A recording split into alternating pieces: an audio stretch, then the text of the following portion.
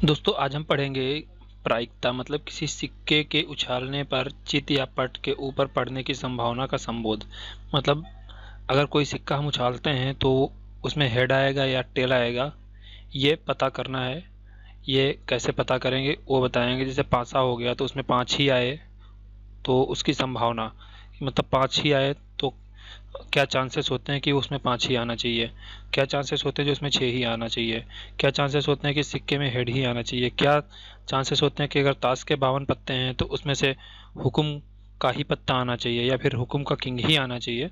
ऐसे सारे चांसेस, या फिर चारों में से मतलब 4 पत्ते में से कोई पत्ता निकाल 52 पत्तों में से अगर कोई पत्ता निकालते हैं तो किंग ही आना चाहिए। ये सब हम आज के लेसन में पढ़ेंगे। तो आपको पता है कि मतलब बीटीसी का 4th सेमेस्टर का यूनिट 5 मैथ का हम कवर करने जा रहे हैं, तो जिसका नाम है किसी सिक्के के उछालने पर चित या पट के ऊपर पड़ने की संभावना का संबोध। मीन्स सिर्फ हमें इसमें जानकारी लेनी है इस यूनिट में। तो जैसे किसी सिक्के के उछालने पर शीर्ष या चित, मतलब अगर शीर्ष है तो उसको हम चित बोलते हैं, और इंग्लिश में क्या बोलते हैं, हेड। अगर पूंछ है तो उसको टेल बोलते हैं, और हिंदी में क्या बोलते हैं, पट के ऊपर आने की संभावना का संबोध। तो सिंपल सी बात, अगर सिक्के की बात करें तो सिक्के की दो पहलू होते हैं। एक तो होता है शीर्ष, जिसको हम क्या बोलते हैं, हेड बोलते हैं। क्या बोलते हैं, हेड बोलते हैं, ठीक है। और जो पट होता है उसको क्या बोलते हैं, टेल बोलते हैं, ठीक है। तो इसको टेल बोलते हैं। तो अगर कोई सिक्का हम उछालते हैं तो उसमें क्या होता है, आप सिंपली बता देंगे कि या तो हेड आएगा या तो टेल आएगा। एक सिक्के में तो आप बता सकते हैं, लेकिन अगर दो सिक्के हों तो उसके चांसेस बढ़ जाएंगे। मान लो दो का भी बता सकते हैं।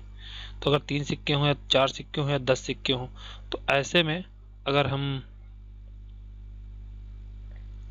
प्रायिकता निकालें कि हेड ही आना चाहिए, हेड ही वाले सिक्के आने चाहिए 3, तो वो उसकी संभावना निकालें तो कैसे पता करना चाहिए। जैसे हमने पासा चला तो हम कहते हैं कि 6 ही आना चाहिए, तो उसकी प्रायिकता क्या होगी। इस तरह से एग्जैक्ट तो नहीं बता सकते, लेकिन उसके जो चांसेस हैं वो निकाले जा सकते हैं।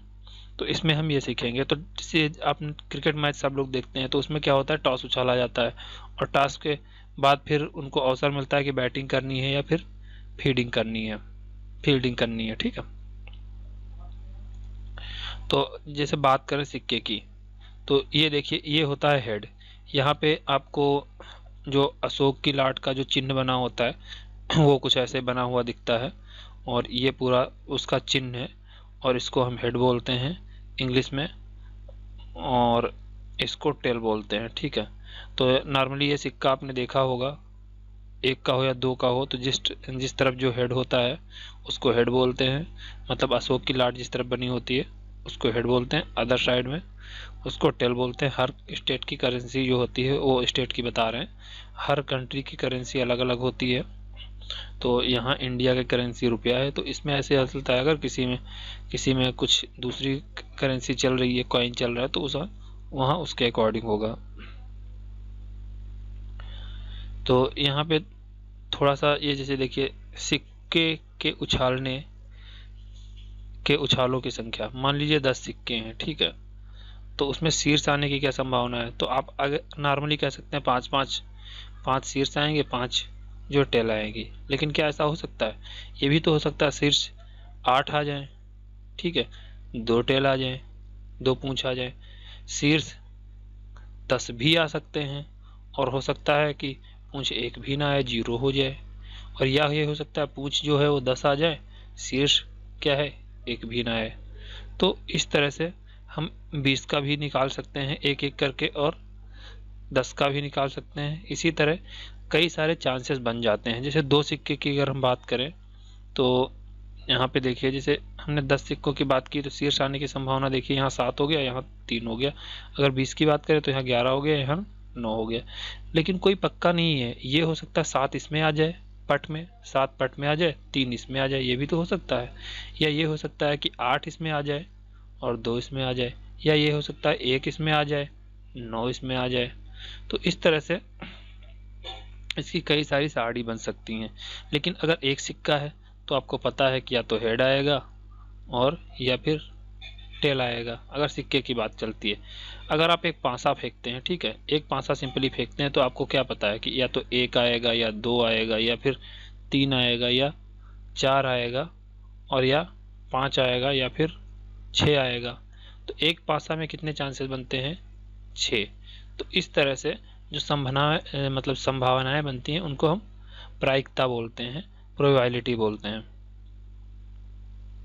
तो जैसे किसी सिक्के के उछालने पर शीर्ष या पूंछ के ऊपर आने की संभावना समान होती है, मतलब अगर उसको हम डिवाइड करें तो क्या होगा, उसके जो वैल्यू आएगी वो इक्वल होगी। ये हम आगे चल के देखेंगे। तो दोस्तों मैं आपको बता दूं कि अगर आपने मेरे चैनल को सब्सक्राइब नहीं किया तो प्लीज़ सब्सक्राइब कर लीजिए और बेल नोटिफिकेशन दबा लीजिए, जिससे आपको लेटेस्ट जानकारी मिलती रहे। और मैथ्स के जितने वीडियो हैं वो आपको इस प्लेलिस्ट में मिल जाएंगे 4th सेमेस्टर के। और जो अदर स्टूडेंट हैं बीटीसी की, वो हमारे चैनल पे सर्च करें, यहाँ पे बीटीसी की डीएलएड क्लासेस जो हैं ऑनलाइन वो यहाँ पे आपको मिल जाएंगी, ठीक है।